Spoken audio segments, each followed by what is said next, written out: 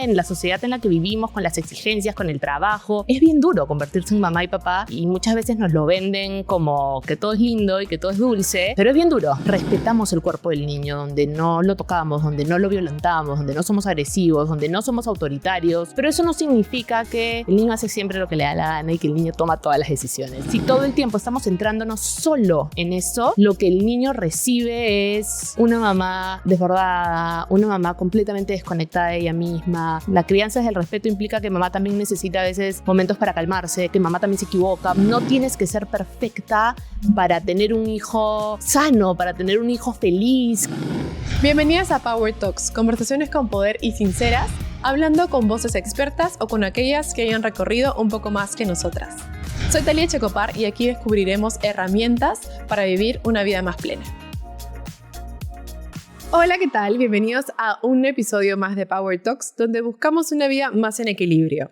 Hoy día tenemos a una invitada que nos va a ayudar a quienes somos papás, mamás o a quienes nos queremos convertir, o también, ¿por qué no?, tíos, tías, abuelas, a tener una crianza respetuosa, consciente, como tanto está de moda, pero ¿hasta dónde llegamos? ¿Dónde están los límites? Y nos dará algunas herramientas para criar mejor. Así que, bienvenida Mapi, ¿cómo estás? Hola Tali, muchísimas gracias por invitarme. Les cuento, ahorita se presenta ella, pero les hago una intro. Mapi Vicente es psicoterapeuta y psicóloga perinatal. Cuéntanos, ¿cómo que perinatal? La realidad es que la psicología perinatal es la psicología que acompaña a las familias, que acompaña a las mamás, que acompaña a los papás en esta etapa tan importante que es la etapa perinatal, que es básicamente la etapa en la cual no desde que yo salgo embarazada, sino desde que yo pienso en tener un bebé, desde que yo quiero tener un bebé. Entonces te acompaña todo lo que es el proceso de búsqueda, los procesos de reproducción asistida que son tan duros y que necesitan tanto acompañamiento emocional, el embarazo, las pérdidas en el embarazo, que también son otra etapa que no se habla muy a menudo, que se viven muy en silencio, el posparto, como el temido posparto, tanto en las mamás como en los papás, y la crianza, ¿no? Es como toda esta etapa de la vida que son los primeros años de vida de un niño. Ahora, de parte siento que es para una persona la etapa más retadora, ¿no? Uno piensa, en mi caso, que el trabajo es lo más retador, pero no, en mi caso fue los primeros años de la maternidad. Es que es durísimo. Hoy en día, en la sociedad en la que vivimos, con las exigencias, con el trabajo, es bien duro convertirse en mamá y papá y muchas veces nos lo venden como que todo es lindo y que todo es dulce, pero es bien duro porque aparte muchas mamás llegan a esta etapa ya con una vida como más armada, con un trabajo armado, con un estilo de vida. Entonces llega este bebé a revolucionar tu vida, a revolucionar tus hormonas, tu cuerpo, tus prioridades. Entonces es difícil volver a encontrar el camino. Entonces la psicología perinatal básicamente lo que hace es acompañar esa etapa. Claro, porque inevitablemente los primeros meses, recordándolos, sí te pierdes. Y bueno, uno entiende, ¿no? Llega a entender que es natural por así perderse, se cuestionan muchísimas cosas, pero luego muchas mujeres se quedan como enganchadas en esto sin saber cómo salir y volver a ser ellas mismas, ¿no?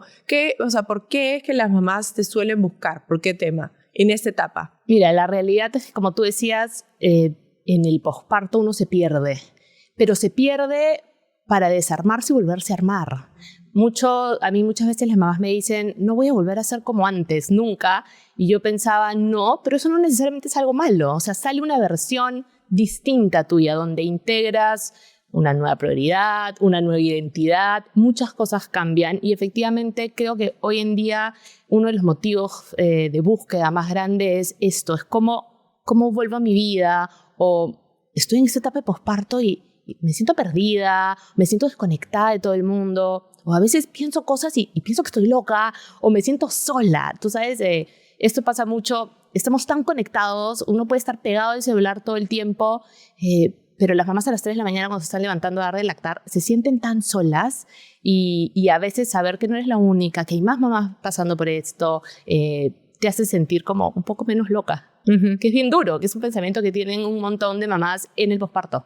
Sí, por eso nacen todas estas comunidades de apoyo. Yo la verdad es que tengo un grupo en WhatsApp que surgió a partir de que fuimos contemporáneamente mamás, ¿no? Es inevitable porque sí los temas cambian, ¿no? O sea, totalmente. Los tiempos, las horas, la pareja cambia. O sea, también es algo bien duro cuando tú te pierdes o o te desconectas un poco de lo que eras antes para volver a conectarte, también hay ¿cómo me vuelvo a conectar con mi pareja? Que muchas veces nos quedamos como solo mamá y papá y trabajamos bien como equipo mamá-papá, pero ya no hay espacio para nosotros, ya no hay tiempo para nosotros. Entonces ese también es un reto grande. Claro, y también yo soy consciente de que la crianza viene antes de tener al bebé, ¿no? Yo creo que es importante como conversar en pareja sobre los principios, valores y qué es lo que le quieres inculcar a tu hijo, ¿no? Es algo que creo que no se tiene en cuenta antes de tener al hijo, ¿no? Ponerse de acuerdo. ¿Desde cuándo crees tú que viene la crianza? Mira, la realidad es que cuando hablamos de crianza, a mí me gusta a veces preguntarle a las familias, ¿quién es tu referente de crianza? Porque a veces sin darnos cuenta, a veces no, la gran mayoría de veces sin darnos cuenta, tendemos a la repetición. Repetimos los patrones por cómo fuimos criados. O nos queremos ir totalmente al otro lado, ¿no? O repito o quiero todo lo contrario. Y la realidad es que para llegar a eso, ya sea todo lo contrario o un punto medio, tiene que haber una chamba. Yo tengo que poder chambear en mí misma. Entonces, claro, ¿dónde viene la crianza? Yo lo primero que digo es, puede que tú no pienses todavía en ser mamá o puede que tú digas, quiero ser mamá acá 5 años. Si tú comienzas a chambear hoy en tu infancia, en tus heridas, en cómo te criaron, ya llegas a esa maternidad con muchas más herramientas. Eso no quiere decir que igual durante la búsqueda o durante el embarazo o incluso en el momento en el posparto y en la crianza no puedas ir aprendiendo en el camino. Pero sí hay que hacer una chamba, o sea, no es algo que viene en automático, porque esta es la típica, yo no voy a ser nunca como mi mamá y de la nada te ves a ti misma gritando a tu hijo exactamente de la misma forma que te gritaban a ti, ¿no? O vas viendo como algunas cosas que te hacen acordar a cómo reaccionaba tu papá, a cómo reaccionaba tu mamá. Es algo que está como muy inherente, es lo que se nos sale en automático. Entonces, para que no te pase eso en la crianza, hay que hacer un trabajo interno. Claro, y sí es verdad que yo fui una mamá grande, ¿no? Tuve hasta los 35 y por un lado, todo tiene pros y contras, ¿no? Obviamente eres chibola, tienes más energía, no sé, estarás más cerca en edad a tu hijo y mil beneficios, pero claro, al yo ser mamá ya madura, sí me sentí como un poco más preparada, con más recursos y más conciencia de lo que quería y lo que no quería, ¿no? A mí me costó mucho luchar con cositas que yo había identificado ya en mi madurez, que no me gustaban en general de no sé, la sociedad, por ejemplo, ¿no? El pudor, ¿no? El pudor, según mi cabeza, es algo que se desarrolla. No está mal tener pudor porque te hace, creo yo, cuidar tus partes y en fin. Pero en una ocasión en particular que estábamos en la playa, yo cambiaba, sí, lo tapaba con su toallita, pero no era gran escándalo para él. Y mi mamá, ¿cómo se te ocurre? ¡No! Y le dije, ma, y Basti se asustó. Entonces dije, ma, escúchame, esa es una creencia tuya. Deja que Basti desarrolle su poder por sí mismo, no se le inculquemos esto. O sea, y al mismo tiempo decía, pues estoy siendo muy moderna, ¿no?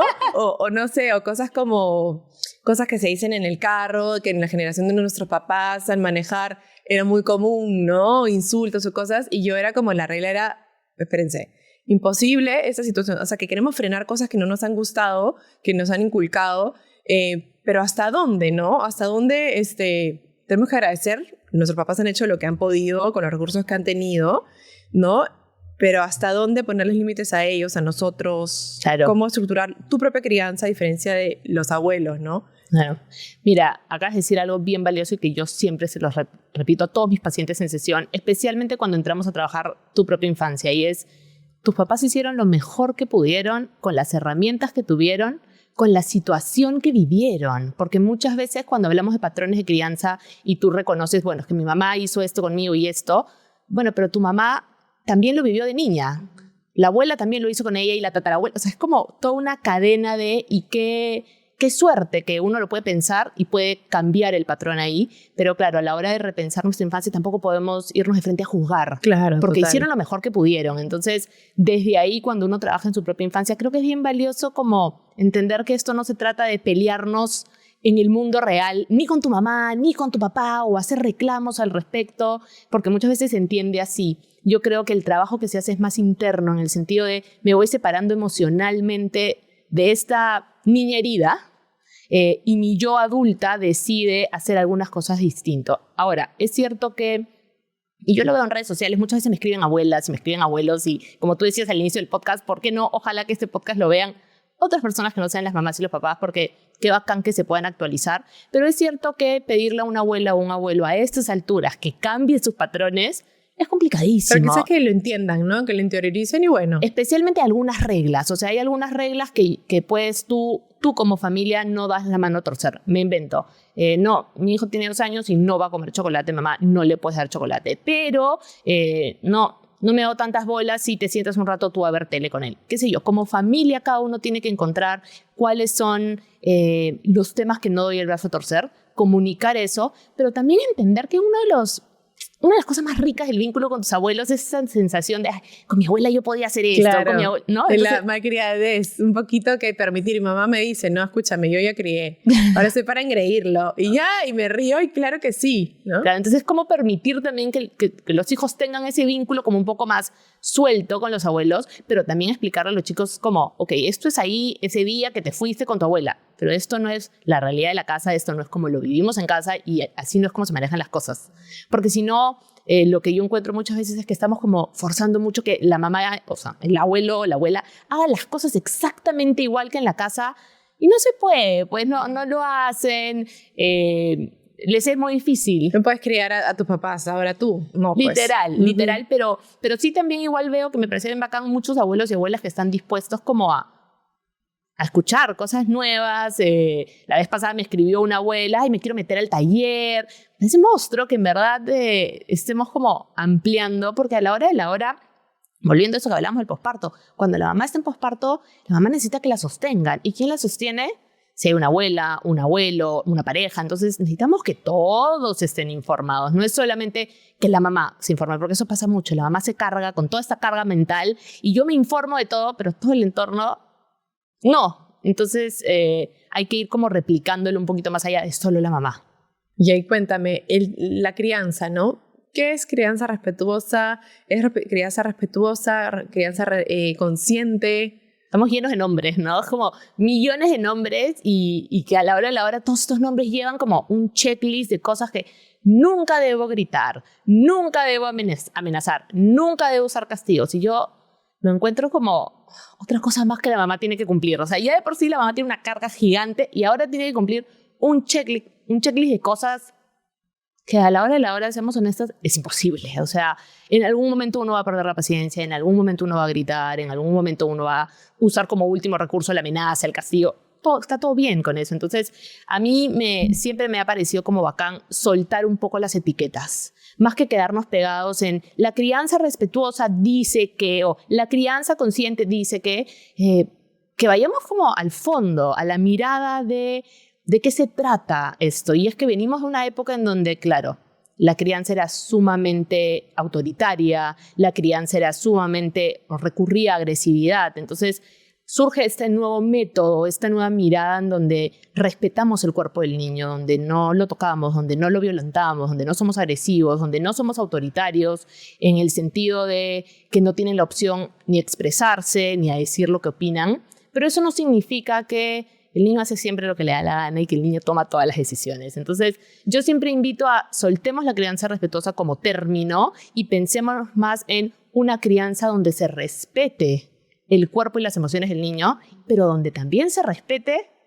lo que la mamá y el papá necesitan y sienten. Porque si no, todo gira únicamente en torno a lo que el niño quiere y qué pasa con esa mamá y qué pasa con ese papá, que terminan completamente desbordados. Ok, wow, qué tal desafío, ¿no? Son muchas personas involucradas y que se tienen que ser respetadas. Así ¿no? es. Ya me cambiaste la cabeza porque, claro, solamente era él, entonces ya. Claro, pero claro, porque si no, ¿qué pasa contigo también? Porque es difícil sostener. El otro día lo escuchaba, lo decía, no me acuerdo quién, una mamá que decía, yo le armo 350 playdates a mi hijo y vienen las 350 amigos y yo le digo a los papás de los 350 amigos, no te preocupes, yo me quedo con él con tu hijo si no puedes llegar hasta las 9 de la noche y les hago las 1000 actividades en los play, ¿sabes? Como mi vaso de mamá presente está súper lleno, rebalsando.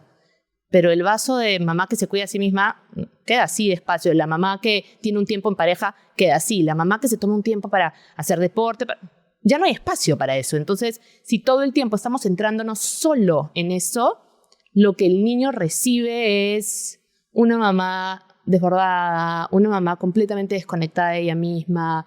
Entonces, claro, La crianza desde el respeto implica que mamá también necesita a veces momentos para calmarse, que mamá también se equivoca, mamá también se desborda, mamá también grita. Una mirada más humana de mi mamá y de mi papá. Creo que hacia ahí es bueno ir. Me preguntaban justo en uno de los podcasts en vivo, una seguidora que me decía, ¿cómo hago para compensar mi maternidad y mi trabajo? O sea, claro, hemos tenido incluso un podcast dedicado a ello. Hablemos de la cantidad versus la calidad, ¿cierto? Tal cual, porque hasta cierto momento nosotros pensábamos que el equilibrio era 50-50.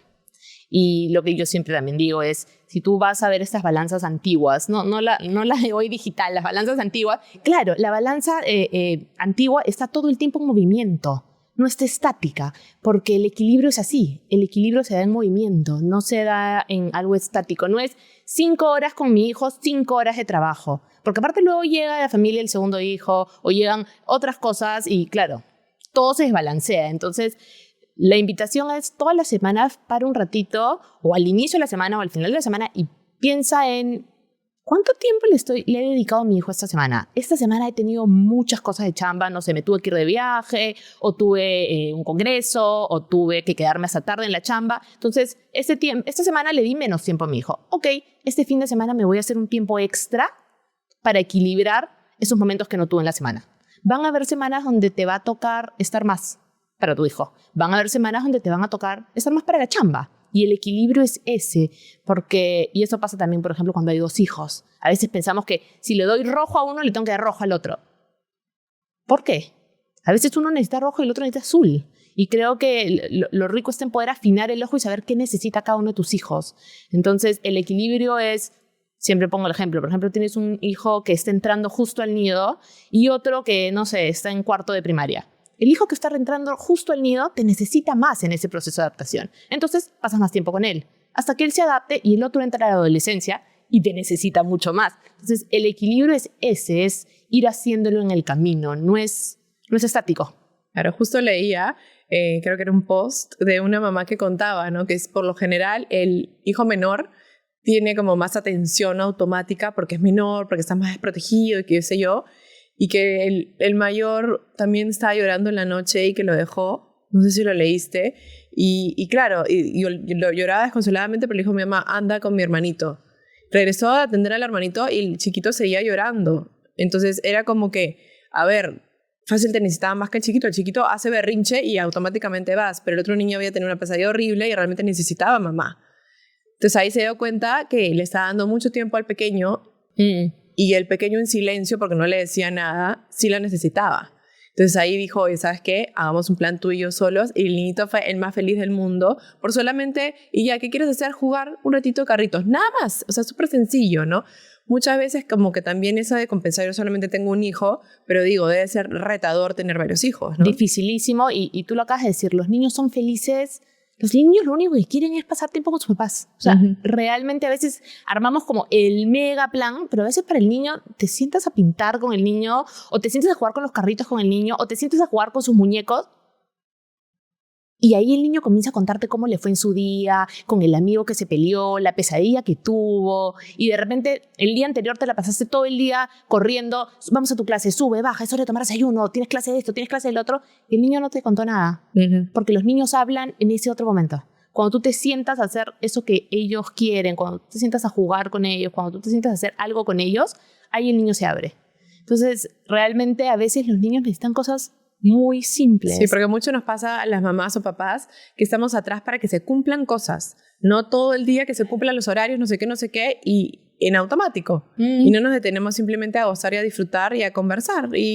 ¿No?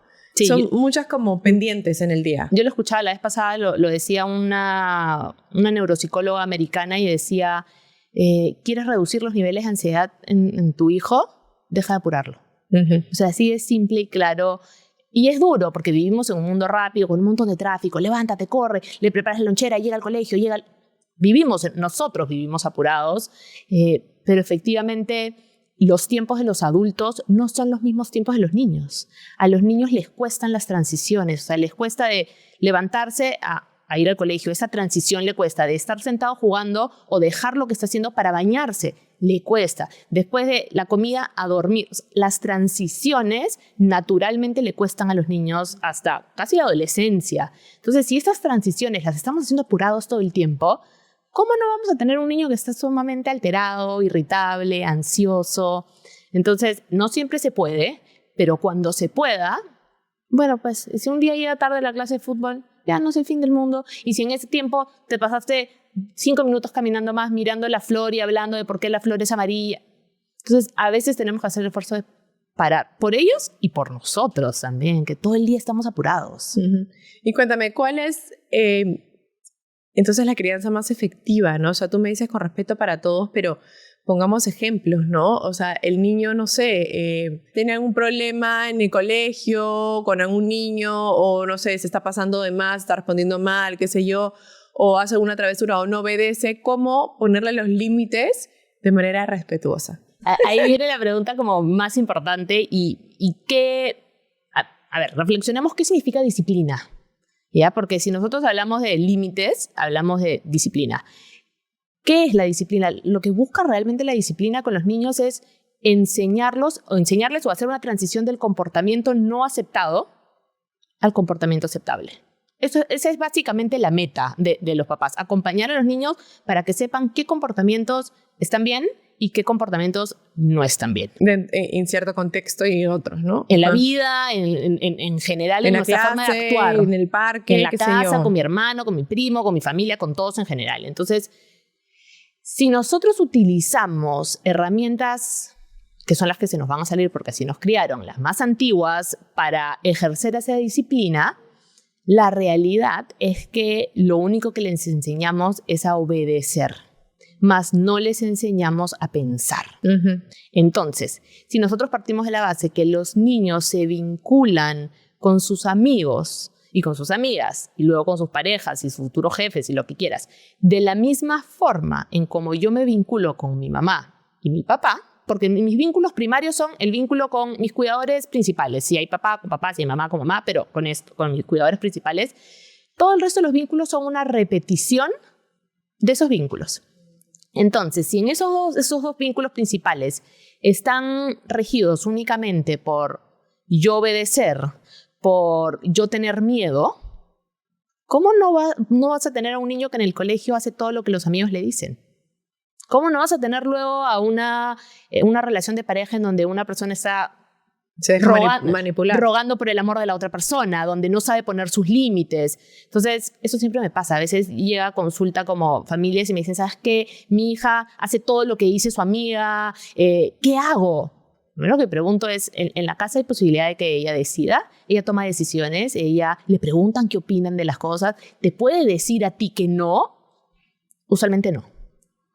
Entonces el cambio tiene que venir desde ahí. Entonces, claro, eso no significa, porque luego nos vamos al otro lado, bueno, entonces Mapi, lo que tú me estás diciendo que si mi hija dice no, mi hija no hace. O sea, no me quiero bañar, no te bañas, no quiero comer. Tampoco es así, porque aparte que el niño pueda expresar sus emociones, no significa que no lo va a hacer. Significa simplemente que hay lugar a expresarlo. Antes no había lugar a eso. Antes era, te sientas, te callas y comes y no hablas. Hoy en día, igual te vas a bañar. ¿No quieres bañarte? Lo entiendo. Igual te vas a bañar, pero por lo menos te doy un lugar a que tú expreses lo que sientes. Claro, explícame por qué no. Yo siempre, es parte de mi vocabulario que intento es, ya, pero ¿por qué no? Pero cuéntame, o qué puede pasar si es que no. O sea, hablar de consecuencias, hablar de escuchar el por qué. Algunas veces no tiene sentido lo que me dice, pero luego reflexionar. ¿Estás seguro de lo que me estás diciendo? Que te tomas más tiempo. Sí, pues ese es el problema.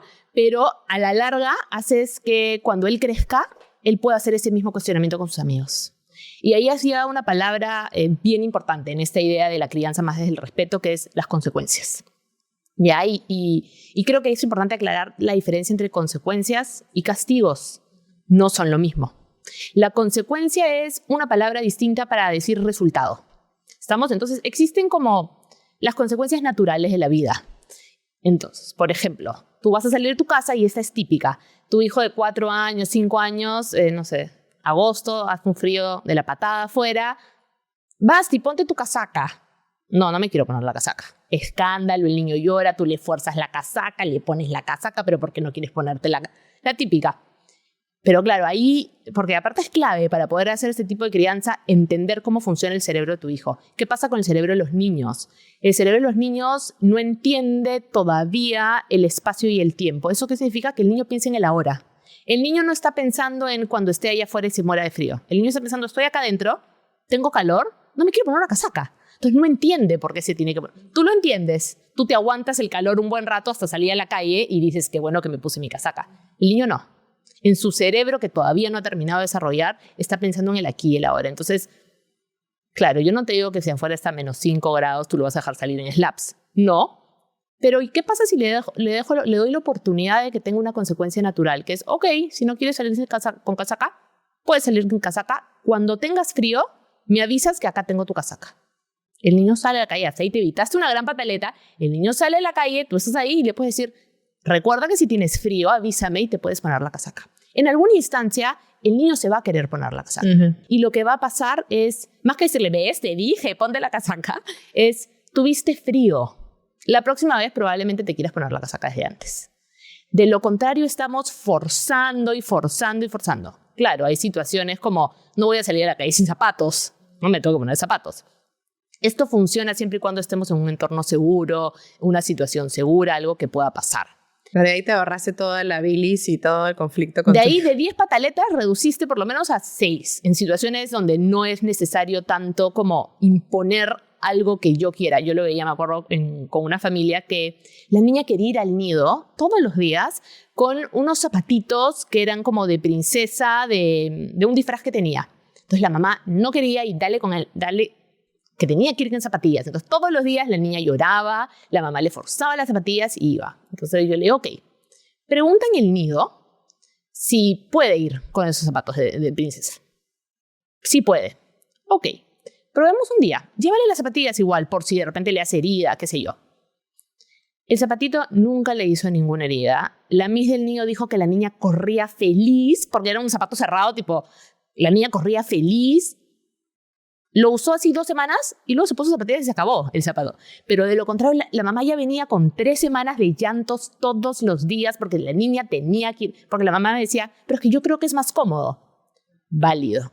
Pero tu hija también tiene ciertos derechos a tomar algunas decisiones. Entonces, sobre todo si no afectan su integridad.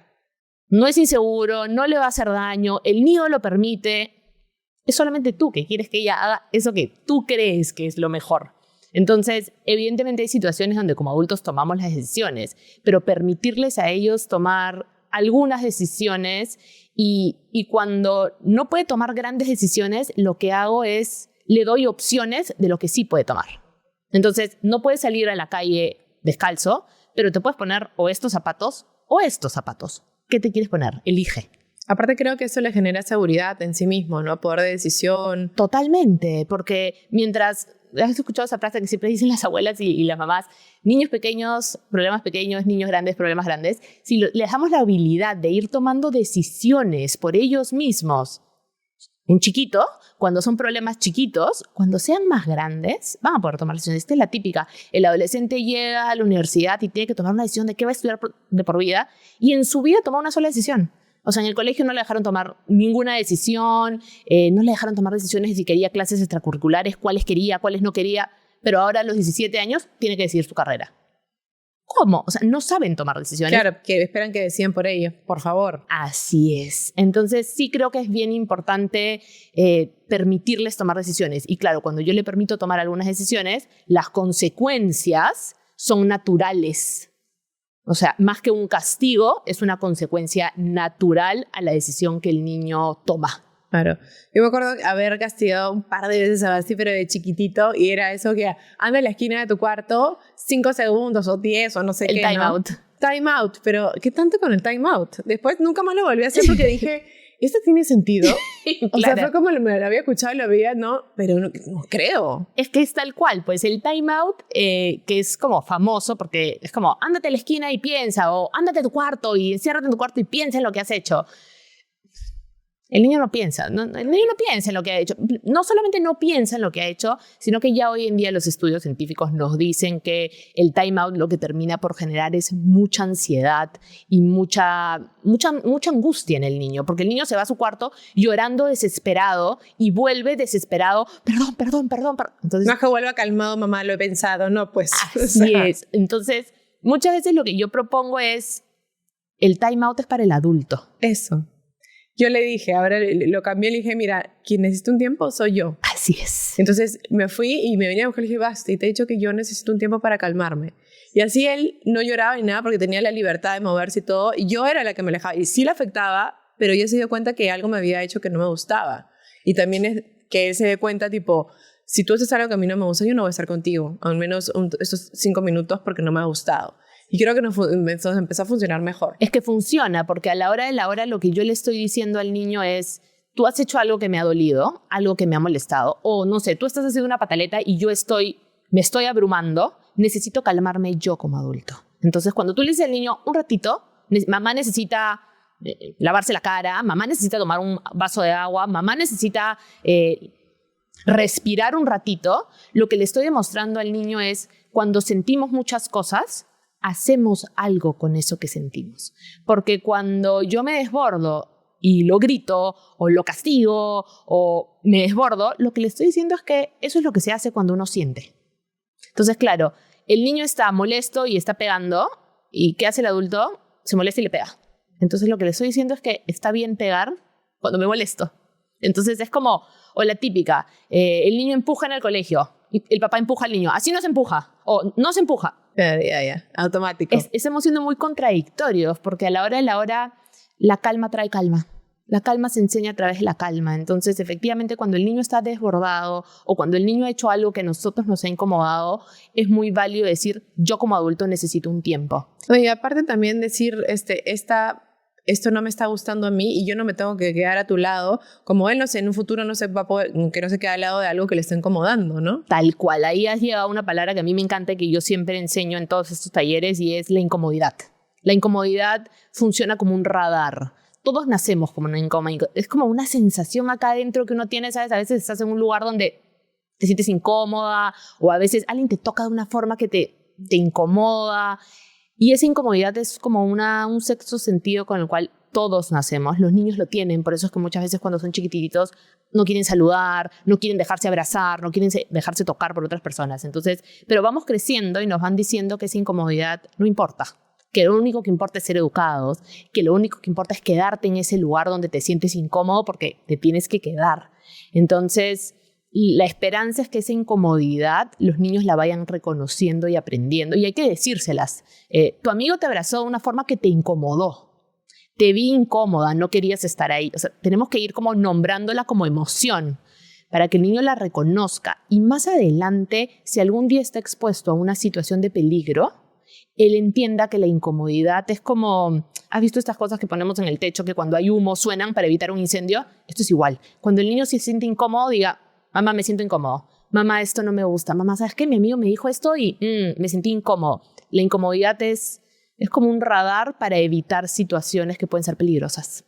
Entonces, pero tenemos que enseñárselas desde nosotros también. Entonces, ¿cuál es el típico ejemplo que yo pongo? El niño está jugando, qué sé yo, y tú le quieres dar un beso y un abrazo y le dices, ¿te puedo dar un abrazo? ¿Te puedo dar un beso? Y el niño te dice no, y uno está ahí como apachurrando porque pero me es encanta, hijito, un ratito. Exacto, y uno está apachurrándolo y el niño está como, no quiero, y uno está encima apachurrándolo. Bueno, tú lo vas apachurrando y 40 minutos después tú estás echada en tu cama y viene tu hijo y comienza a saltar a tu lado y tú le dices, no saltes, me duele. Y el niño sigue saltando a su lado y tú le dices, no saltes, me duele. El niño sigue saltando y ya tú te volteas, lo gritas, lo castigas. Pero tú estabas haciendo exactamente lo mismo con su cuerpo 40 minutos atrás. Entonces, sin darnos cuenta, muchas veces nosotros les exigimos a ellos algo que no podemos hacer. Les exigimos que se regulen emocionalmente y nosotros somos los primeros que estamos desbordados, dando de gritos, tirando puertas. Entonces, a la hora de la hora, esta crianza desde ese respeto es reconocerte a ti mismo. Por eso que cuando el niño está desbordado y tú le dices un ratito, mamá necesita respirar o mamá necesita calmarse, mamá está muy molesta, le estás dando el ejemplo de lo que después de un tiempo él va a poder hacer cuando él esté molesto y te diga, mamá, necesito ir a mi cuarto, estoy molesto. En vez de levantar la mano y pegar. Entonces, esa debería ser la meta de la crianza, que ellos puedan ser adultos que se regulan emocionalmente. Igual también a mí me costó un montón porque yo muchas veces trabajo en casa y teníamos el tema del celular, ¿no? Pero mamá trabaja en el celular, ¿no? Entonces hubo como un episodio, un tiempo que yo lo iba a recoger al colegio, mamá, tu celular, o sea, antes de Lola, o sea, tipo, y eso que no, yo lo regulo el tiempo, no tenemos juegos ni nada así, pero ya empecé a identificar que, claro, era porque él me veía siempre con el celular. Entonces empecé a hacer un cambio y dije, ok, lo recojo y el celular no va ni a aparecer, lo pongo en la maletera. Y ya no me pedía, claro, porque ya no lo veía. Y claro, lo miraba a los ojos, hablaba con él y todo, y las cosas empezaron a mejorar. Igual también me di cuenta que le generaba un poco de ansiedad cuando yo estaba en casa trabajando, pero no estaba con él. Eso antes de entrar al colegio. No podía estar con él, estábamos en la casa, pero me costó mucho que él entendiera que yo estaba trabajando con el celular en la casa sin poder jugar con él. Él era más chiquito. Y me costó un montón y al final dije, oye, ¿sabes qué? Mejor me voy a otro lado. Tal cual. Para que simplemente no generarles ansiedad. Tal cual. ¿No? Porque o cierro con mi puerta con llave y mamá se va a trabajar en sus oficinas, está cerrada. Y era quizás mejor a que estar siempre husmeando, a que estar ahí, como dividir tiempos, ¿no? Así es. Lo que pasa es que las pantallas, efectivamente, y más si uno trabaja con la pantalla, en realidad hoy en día todos los adultos trabajamos con laptop, con celular, con todo esto, es bien difícil para los niños entender, porque claro, entre que tú trabajas, pero también te diviertes en el celular, es para ellos como muy confuso, y es confuso para ellos no querer lo mismo. Y claro, hoy en día sabemos los 1000 efectos que tienen las pantallas sobre los niños. Y yo siempre le digo a las mamás que trabajan desde casa, especialmente si hay algo importante que tú tienes que hacer, si hay, no sé, un mail importante o una reunión importante y tu hijo está todo el tiempo en tu casa, pucha, si puedes irte a otro lugar, a un café al lado, 40 minutos, a concentrarte y avanzar, es mucho más productivo que vayas, trabajes, avances y luego estés con ellos. Porque esto de estar con ellos con el celular encima y luego no queremos que el niño esté pegado al celular. Es imposible, o sea, si en casa hay un consumo muy alto de pantallas, el niño va a tender a tener un consumo muy alto de pantallas y eso hoy en día es pues bien complicado, especialmente en las etapas iniciales de la infancia donde el cerebro está en desarrollo y no está listo para la cantidad de estímulo que te da una pantalla. Entonces los irrita, las pataletas se aumentan, los niños prestan menos atención, todo lo que hace la pantalla en el cerebro es... Sí, es lo caso, ¿no? Cuando hay veces que hemos estado solos en casa y mamá tiene que trabajar, le pongo la tele y ya como llega más de media hora y le apago la tele y es como, su humor ha cambiado. Totalmente, porque la realidad es que las pantallas tienen, tanto en los niños como en los adultos, tienen varios factores que nos afectan, pero una de las cosas que más afecta el cerebro, especialmente el del niño, es el movimiento. En la pantalla pasan muchas cosas muy rápido. Una cosa sube, otra baja. Los colores, la música. Hay como muchos estímulos. Entonces, ¿y el niño cómo ve la pantalla usualmente? Así. ¿Cierto? Está como pegado así mirando la pantalla. Entonces, ¿qué pasa? El niño está consumiendo movimiento. Su cerebro se está llenando de movimiento, se está llenando de movimiento, se está llenando de movimiento, que todavía es inmaduro. Entonces, cuando tú le apagas la pantalla, ese cerebro se queda lleno de movimiento. Y tú comienzas con el siéntate, báñate, come, no grites, no hagas. ¿Qué es lo que pasa con el cerebro? Explota. Te responde mal, te grita, hace una pataleta, se tira al piso y el papá dice, pero ¿qué le pasa a este niño? ¿Cómo que le pasa? Ha estado 1 hora y media pegado a una pantalla, el cerebro está sumamente inflamado, es obvio que va a tener una reacción.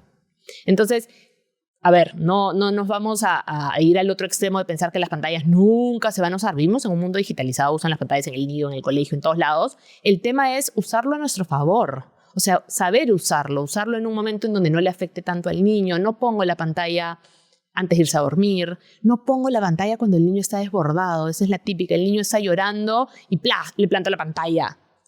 El peor momento para ponerle la pantalla. Qué cosa mira el niño, y este es un factor bien importante porque no es lo mismo mirar algunos programas que mirar, no sé, algunos youtubers que les hablan y les dicen un montón de cosas. Entonces, yo sé que hoy en día no hay mucho tiempo, pero hoy en día hay páginas web y hay apps que te ayudan a saber qué mira tu hijo. Entonces tu hijo, no sé, le encanta tal programa. Si no tienes tiempo, lo ideal sería que te tomes 30 minutos un día y te sientes a su lado y veas qué está mirando. Si no puedes, investígalo. Te toma 15 segundos investigar en Google de qué se trata ese programa, qué está viendo, para saber qué están viendo, porque lo que consumen sí tiene un impacto. Muchas veces nos centramos solo en el cuánto tiempo de pantalla ven, pero en realidad no es solo cuánto tiempo, es qué ven Sí, y la en qué verdad es momento. que, o sea, día de semana, mi regla es no se puede ver YouTube. ¿Por qué? Porque yo no puedo supervisar qué está viendo en Tal YouTube. cual. Claro. ¿No? Porque Y una cosa te lleva a la otra. Y claro, y me empecé a dar cuenta de palabras que no has usado, como random, o sea, no. Entonces dije, no, YouTube día de semana no hay, porque, y ahora lo entiendo, porque mamá y papá no pueden estar a tu lado y compartir ese tiempo. Entonces, no, imposible, aparte no es para tu edad, la verdad, YouTube Kids se le aburría, o sea, ya te imaginas, ¿no? Entonces ya, chao YouTube. Igual te quería preguntar, o que conversemos entre la diferencia entre la vulnerabilidad ¿Ya? y la capacidad. Mira, ahí has llegado como a un punto como bien importante porque, y ahí como se suma otro término importante que es como la resiliencia, ¿ya? La vulnerabilidad en realidad habla de nuestra capacidad de sentir, de conectarnos con las emociones y poder comunicar lo que yo siento, ¿ya? Entonces, pero para yo poder, primero, identificar lo que siento, tengo que tener un adulto que me ha dicho, eso que tú sientes es rabia, eso que tú sientes es tristeza. ¿Sabes? Así como tú al niño le dices a tu cabeza, a tu oreja, tus dedos, tus piernas. Siempre les hablamos de todo lo físico, pero no les hablamos de sus emociones. No le decimos, por ejemplo, en la mañana cuando el niño se va a ir al colegio y te dice, mamá, me duele la barriga, me duele la barriga. Y tú dices, ya, te doy una manzanillita. A veces lo que a ti te está pasando es que estás nervioso por ir al colegio. De repente estás asustado porque hoy día tienes una presentación importante. De repente estás asustado porque no conoces a la Miss. O sea, hablemos también de cómo se sienten las emociones. ¿Sabes? Como, mamá, siento algo en la garganta. Lo que pasa es que sientes un nudo en la garganta porque tienes miedo. Hablemos de las emociones. Entonces, una vez que el niño puede identificar sus emociones, puede comunicarlas. Como yo te decía hace un rato, si tú como mamá le dices a tu hijo, mamá está muy molesta, necesita un tiempo porque si no voy a gritar, él está entendiendo, ok, entonces cuando yo estoy molesto tengo que decir que estoy molesto. Entonces yo puedo hablar de lo que siento. Y de ahí vamos al siguiente paso, que es qué cosas sí se pueden hacer, qué comportamientos, y ahí mezclamos un poco como las emociones con nuevamente la disciplina, y es qué cosas sí están permitidas cuando estoy molesto y qué cosas no están permitidas cuando estoy molesto. Porque cuando el niño pega y tú le dices al niño, no se pega, ahí se queda. Y entonces, ¿qué sí se hace cuando estoy molesto? Nada, me trago mi molestia y se acabó. Entonces, cuando tú le dices a un niño lo que no puede hacer, también tienes que decirle lo que sí puede hacer. O sea, tú entiendo que estés molesto, pero no me puedes pegar. Pero sí me puedes decir, mamá, estoy molesto, o te puedes ir a una esquina, o puedes gritar, o puedes arrancar una hoja de papel, o puedes apretar tu cojín, lo que tú quieras. Lo que no puedes es pegarme.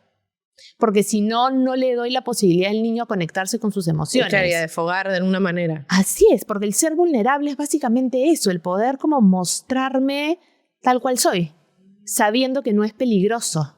Claro, porque yo también me refería a que muchas veces nosotros como queremos, porque son vulnerables los niños, Totalmente. Queremos ayudarlos a resolverles ¿no? O sea, hacerles las cosas, claro, entonces, anularlos. Anularlos un poco sin querer, porque claro, no quieres que se caiga, o no, hijito, yo te ayudo, o no te preocupes, esto lo hago yo, ¿no? Tal cual. O sea, ¿cómo diferenciar qué tanto dejarlos, que ellos resuelvan y hagan, cuando tenemos que entrar a tallar nosotros? Y eso también es bien bacán porque, o sea, que lo traigas porque creo que en esta mirada de la crianza respetuosa también a veces entendemos que es evitarles cualquier malestar. O sea, dentro de la crianza respetuosa a veces se piensa que, ay, no, hijito, no te pongas así, yo lo hago por ti.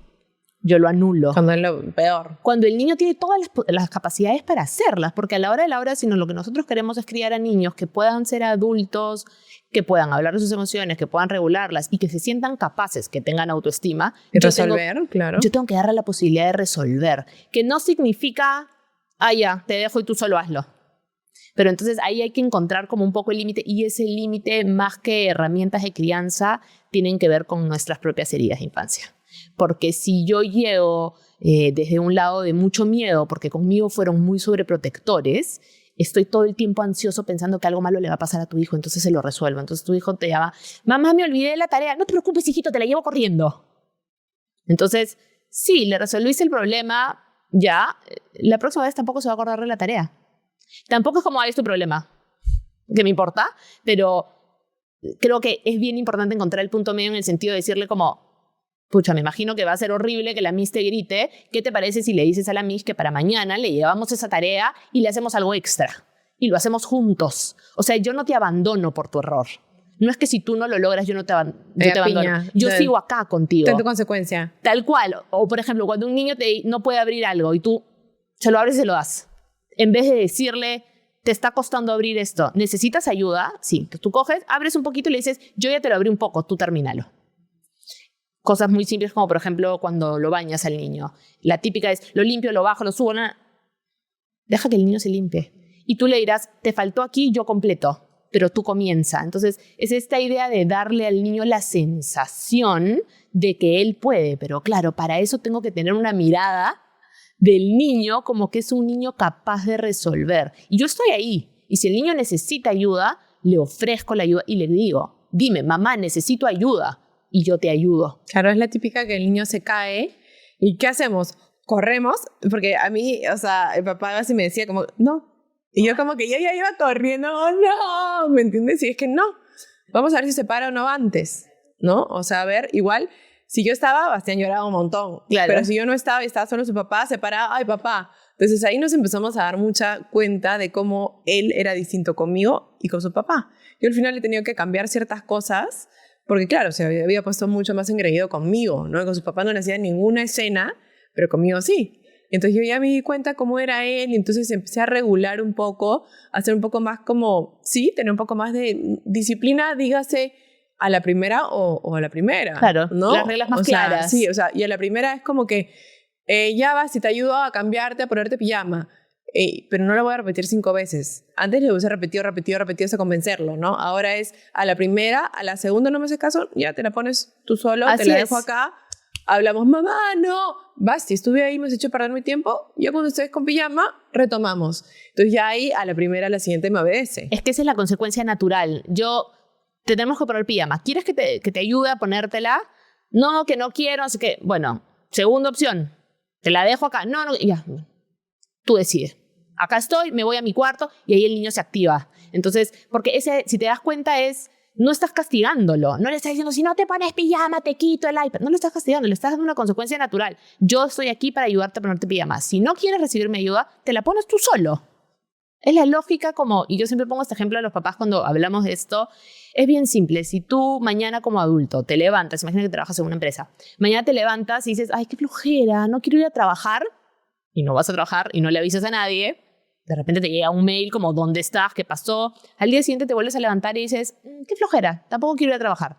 Y no vas a trabajar. Si te la pasas así 3, 4 días, la consecuencia lógica no es que tu mamá te va a gritar, no es que Dios te va a castigar, no es que tu pareja te va a dejar de hablar, es que te van a botar. Y te vas a quedar sin trabajo. Y si te quedas sin trabajo, probablemente no puedas pagar tus cosas, pagar tus necesidades básicas. Entonces, tú trabajas porque sabes que la consecuencia es lógica. Tú trabajas, recibes dinero y con eso pagas tus cosas, por ejemplo. Si tú dejas de trabajar, nadie te va a gritar, simplemente te vas a quedar sin trabajo. Entonces, es esa lógica que los niños tienen que entender. Entonces, claro, Basti entiende que tú le ofreces la ayuda y si él no la toma, lo va a tener que hacer solo, porque tú estás ahí en ese momento para hacerlo con él. Entonces, en general, claro, es esta como forma de entender también, es una mirada que tengo del niño, de que el niño es capaz de muchas más cosas de las que yo realmente creo. Y yo estoy ahí y acompaño, pero también soy capaz de entender que si necesita ayuda, me la va a pedir, porque yo ya le enseñé, porque le tengo que enseñar. Si no puedes pedirme ayuda y yo estoy acá siempre para ayudarte. Incluso cuando se equivoque, porque esa es la típica, se va a caer y lo agarro, pero solamente, de repente se tiene que caer para que tú le digas, mira, no te diste cuenta que había un escalón, hay que mirar el escalón antes de caminar. Listo, entonces la próxima vez lo Claro, veo. Porque muchas veces queremos evitar el dolor en nuestros hijos y todo, pero yo siento, como es la vida misma, uno tiene que sentir ese dolor para aprender y no volver a caerse en el mismo hueco, ¿no? O sea, y yo digo, mira, me adelanto, pero cuando sea adolescente y le rompan el corazón, o sea, yo seguramente me voy a meter al closet a llorar, pero no voy a poder hacer nada. O sea, no podemos evitar Claro. estos dolores en nuestros hijos. Físicos y emocionales, o sea, y especialmente los emocionales, no podemos evitárselos. Lo que tenemos que hacer es que ellos sepan que se van a caer y que pueden voltear y que tú vas a estar ahí. ¿Y cómo generar esa confianza para que realmente te cuenten? Desde niños, cuando tú estás en la mesa sentada y está el niño ahí, estás mamá, papá, abuelos, tíos, y están hablando de cualquier cosa y tú te volteas donde tu hijo y le dices, Basti, ¿tú qué opinas? Wow, su opinión importa, su voz vale. Ahí él entiende que a ti te importa lo que él dice. Cuando tu hijo te trae una pregunta de un tema X, ya sea sexualidad, ya sea de amistad, ya sea de por qué el cielo es azul, y tú te tomas un tiempo para respondérsela, ahí le dices que te importa. Entonces, de repente tu hijo te trae, pero tú me puedes decir, ya, Mapi, pero me trae una pregunta que no tengo idea. Bueno, le respondes la verdad, no tengo idea. ¿Qué te parece si investigo y vuelvo? Y a los 2, 3 días, 4, 5, cuanto tú quieras, vuelves. Así es. ¿Te acuerdas que me contaste eso? Bueno, mamá investigó o me metí a un taller y aprendí lo que sea y la respuesta correcta es esta. Entonces, a veces queremos cuando llegan adolescentes que nos cuenten o que hayan espacios para que ellos hablen de lo que les pasa, pero si en la infancia no les hemos dado lugar a que lo hagan, no lo van a hacer en la adolescencia. Entonces, el momento es cuando son chicos preguntarles tú qué opinas, tú qué crees, responderles sus preguntas. Entonces, cuando el niño viene del colegio y te cuenta el gran dilema que pasó con sus amigos, me peleé o mi amigo me dijo esto, me dijo el otro, y el adulto se voltea y le das pues un speech gigante, tienes que hacer esto y tienes que hacer esto, y le damos 500 órdenes de lo que va a hacer, y aparte yo voy a hablar con la Miss y yo voy a hablar con la mamá del niño y yo resolví todo. Nunca le pregunté al niño, ¿y por qué piensas que tu amigo hizo eso? ¿Y cómo crees que se sintió tu amigo cuando tú dijiste eso? ¿Y cómo crees que se sintió? Conversación. Le hago preguntas que le cuestionan las cosas, que lo hacen pensar como, sí, pues de repente, mamá, mi amigo hoy día no quiso jugar conmigo. ¿Por qué crees que no quiso jugar contigo? No sé, de repente tuvo un mal día, de repente se peleó con su mamá en la mañana y llegó molesto, de repente no tiene nada que ver contigo, porque ese es lo otro. El niño es egocéntrico, entonces siente que todo tiene que ver con él. Entonces, cuando aprender a no tomarlo personal. Así es. Entonces, cuando tú le dices a tu hija o a tu hijo, esa niña no quiere jugar contigo hoy porque de repente se sentía mal y hoy no le provocaba, no tiene nada que ver contigo. No significa que tú hayas hecho algo mal. Le abrimos una posibilidad a pensar que no todo el mundo gira en torno a nosotros, ¿no? Que es lo que nos pasa hoy en día. Alguien no te contesta y tú piensas como, yo hice algo mal. De repente esa persona tuvo un día ocupado, de repente le pasó algo. Entonces, ese abrirle la mente, esa posibilidad de cuestionarnos todo, hoy en día que tenemos tanta información, que la digitalidad nos lo da todo casi que comido, la posibilidad de cuestionarnos es un lujo. ¿Y cuándo crees que realmente tiene que venir una mano más fuerte o más firme, ¿no? Porque imaginemos que pasa algo maleado y tú ¿Qué te es algo espantas. maleado? No sé, porque todavía no tengo un hijo adolescente, ¿no? Ya, estás no pensando ya en adolescentes. Claro, ya. o sea, adelantándome y decir, pucha, la fregó fuerte, ¿no? Ni siquiera sé qué ejemplo, pero que para ti de repente es un tema como tabú o no sé, algo de sexualidad o cosas así que te abrumas, ¿no? Claro. ¿Cómo poner una mano fuerte? Porque sé que no podemos, o sea, tenemos que sonreír y decir, sí, hablemos de este tema cuando realmente, ok, o sea, ¿cómo sabes, no? Mira, lo que pasa es que en realidad cuando tú hablas de mano fuerte, yo pienso en, volvemos a lo mismo, diferencia entre consecuencia y castigo. El castigo es algo que impone el adulto desde su lugar de poder. La mano fuerte es una consecuencia de los actos. Si el niño, si tu hijo o tu adolescente tiene celular y tú lo supervisas, que es lo que deberías hacer, y le revisas el WhatsApp y te das cuenta que tu hijo ha tenido una conversación inadecuada con sus amigas y le ha dicho algo o le mandó una foto que no debe, más que decirte castigo y eres lo peor, me calmo primero, me informo, porque hoy en día hay un montón de información, y me siento a conversar con él y a recordarle las reglas de cómo funciona el celular, de cómo funciona el WhatsApp, de qué cosas no puede hacer y que la consecuencia natural es quedarse sin celular. No porque yo como adulto te lo quito, sino porque tú como adolescente ahorita me estás demostrando que no sabes manejarlo, que es mucho. Okay. O sea, desde ahí, el niño que está en el parque pegándole a otro y yo me lo llevo como castigo, no te llevo como castigo. Nos tenemos que ir porque tú no estás sabiendo manejar esto y yo te tengo que proteger. Lo mismo con el adolescente, yo te tengo que cuidar. Y eso no es cuidarte, es exponerte a... Entonces te lo tengo que quitar hasta que tú te quede más claro cómo funcionan estas cosas. Y es que en términos de sexualidad, la verdad, Dali, es que ya no se hace esta conversación de grandes, de adolescentes. Uno va como integrando esto desde chiquititos. O sea, desde chiquititos uno va explicando cómo funciona el cuerpo, el respeto del cuerpo. Tú trabajas con sentimiento con el niño, con tu cuerpo, con el cuerpo del otro. Entonces, cuando ya llegas a la adolescencia, ya todo este tema más de como sexualidad en términos de relación sexual, ya está más interiorizado porque tú ya trabajaste toda la base. Porque es como una casa. Tú primero tienes que limpiar el terreno, ponerle el cemento. O sea, tú no te vas de frente a la decoración. Entonces, así funciona la educación sexual hoy en día. Y hay algo que, ahora que hablamos de este tema, escuché que Basti, o sea, un primito suyo le había dicho niño gay. Y él vino súper triste y me dice, mamá, mi primo me ha dicho niño gay enfrente de la vecinita de no sé qué. Y yo le senté y le dije, pero mi amor, ¿tú sabes lo que es gay? No. Entonces, ¿por qué estás triste? No es un insulto. Es más, a tu primo hay que decirle que no es un insulto, que no estás entendiendo por qué te está diciendo eso. O sea, pero claro, fue como que tan improvisado que no sabía qué decirle y era, Dios mío, me tengo que documentar para estar más preparada. Entonces me dice, ya, ¿y qué es? Y yo... o sea, tipo el señor términos sencillos, no sé qué, y en verdad no sé si está bien o mal. Y le dije, bueno, mi amor, así como hay hombres que le gustan mujeres, mujeres que le gustan hombres, y yo no sabía si era mucha información para su cerebrito, hay mujeres que le gustan mujeres, no sé si me entendió qué, pero yo estaba súper nerviosa, y mi mamá, y él me dijo, ya, ahí está. Esa respuesta que él te ha dado es la clave cuando hablamos de sexualidad. ¿A qué me refiero? Cuando un niño te trae una pregunta, una duda o una situación relacionada con cualquier tema vinculado a la sexualidad, lo primero que tenemos que saber es que siempre comenzamos por lo más básico. Tú comenzaste por lo más básico diciéndole, bueno, niño gay no es un insulto, lo más básico. Entonces, lo siguiente que viene cuando tú le das una explicación lógica y básica al niño es cuando tu respuesta no ha sido suficiente.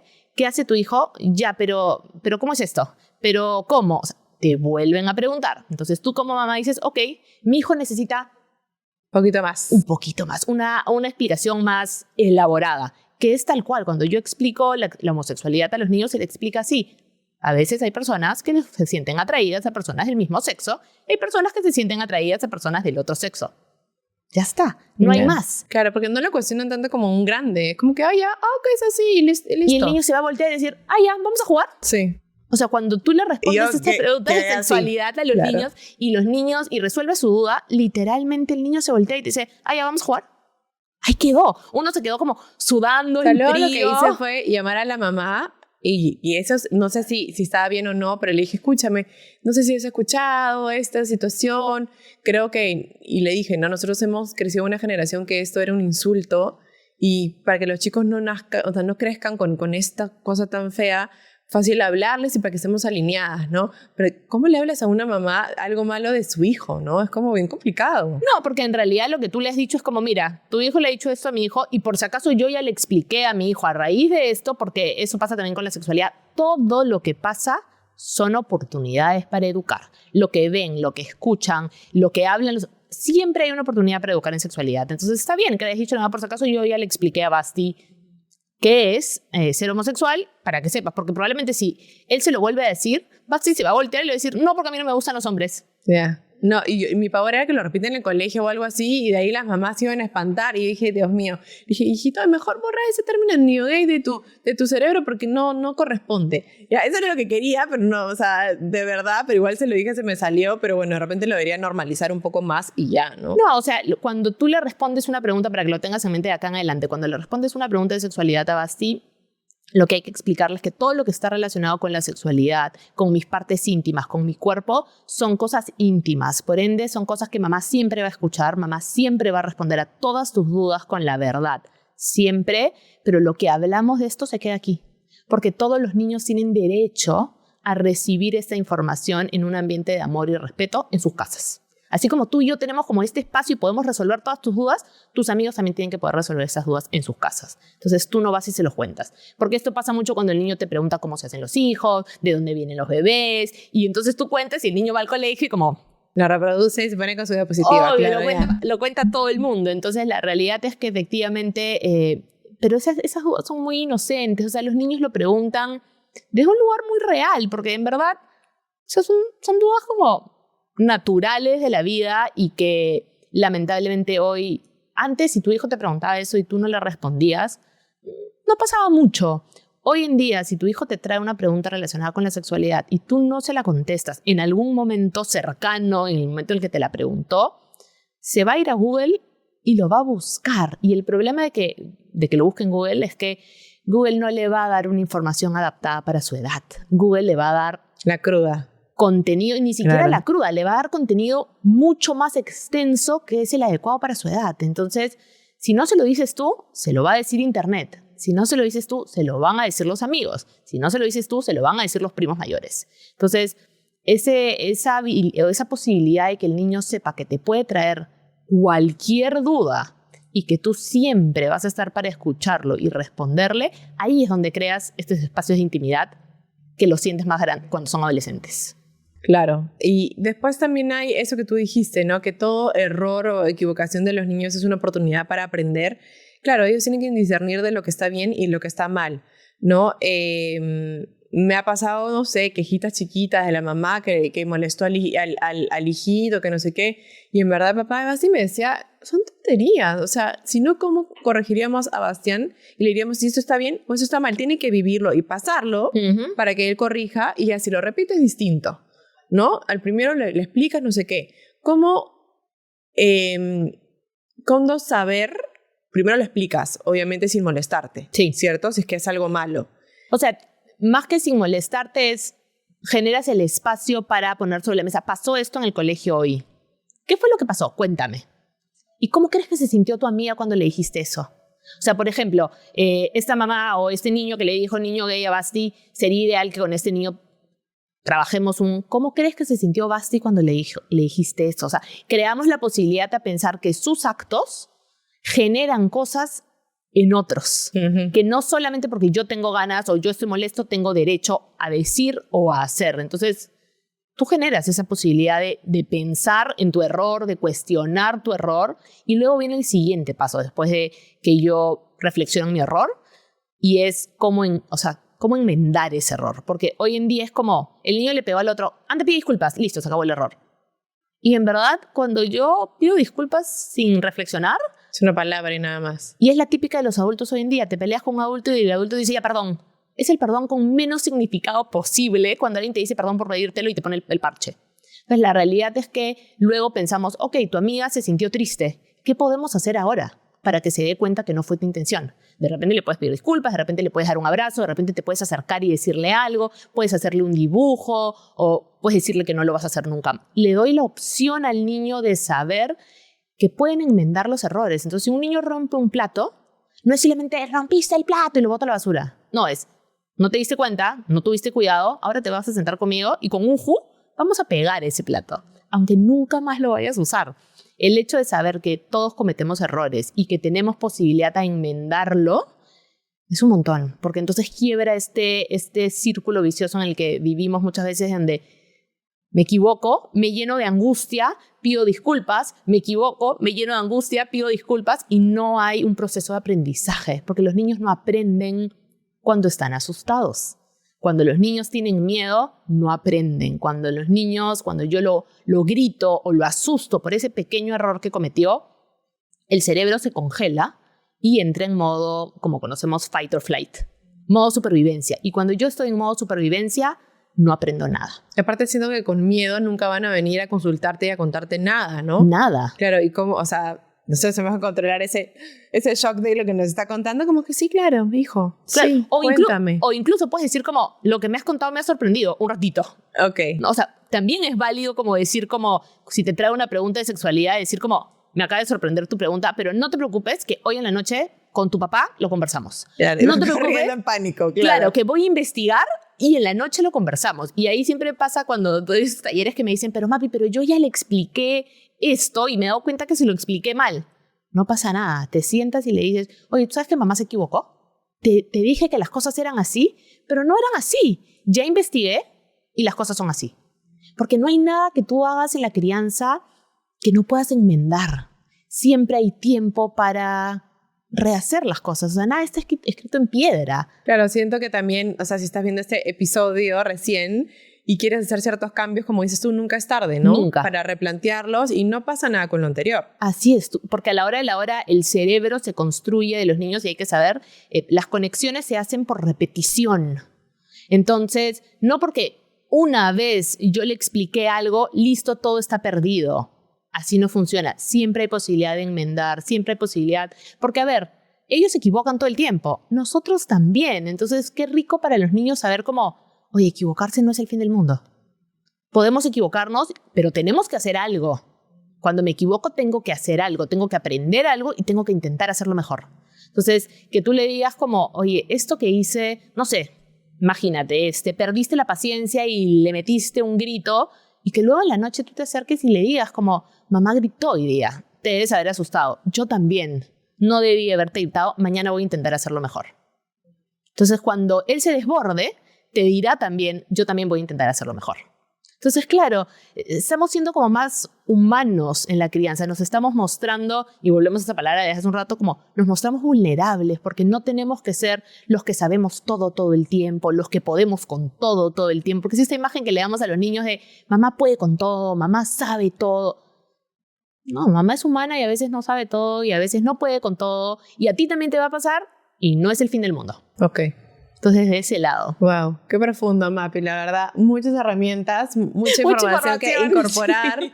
No, me encanta y me encanta sobre todo que puedas compartir, qué lindo tu trabajo, que puedas como hacer y formar mejores personas al final de cuentas. Sí, ¿no? Que a la hora de la hora creo que lo más bonito de mi trabajo en general es que dejemos de lado todas esas exigencias, que las mamás se den cuenta como que no tienes que ser perfecta para tener un hijo sano, para tener un hijo feliz, que a la hora de la hora estamos una vez en esta vida, los momentos no se repiten, hay que procurar hacerlo lo mejor que podamos y eso no va a significar no meter la pata, porque vamos a meter la pata todo el tiempo y de eso no se trata, lo que se trata es darnos cuenta y hacer algo mejor con eso.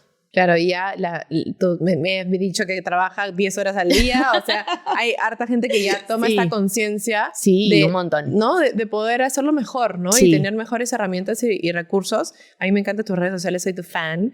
La sigo, síganla porque tiene reels buenazos y en tiempo corto nos das como herramientas y cosas prácticas para poder implementar diario, ¿no? Sí, que esa es la idea, que no nos carguemos más, que soltemos un poco como esta exigencia, como te digo, y este juicio de que tenemos que ser perfectas. La vida es difícil, es dura, es rápida, pero a veces podemos permitirnos parar un ratito y reflexionar y disfrutar un poco de los chicos, disfrutar un poco de nosotras y del vínculo con ellos. Uh-huh. Yo creo que este va a ser un episodio para volver a ver, un par de meses lo volvemos a ver y hay que tener ese refresh todo el tiempo, sí. Refrescamos nuestros conceptos, nuevos conceptos, así que muchas gracias por venir, ha sido un gusto, ha sido creo que unos minutos realmente de oro, ahora falta implementar todo. Poco a poco, poco a poco. Muchísimas gracias a ti por la invitación. Gracias, Mapi, ha sido un gusto y espero que ustedes también hayan disfrutado de tantos nuevos conocimientos para incorporar en nuestra crianza y así poder formar personas más íntegras, conectadas y conectadas también con los padres. Así que les mando un fuerte abrazo y nos vemos en el próximo episodio de Power Talks. Adiós.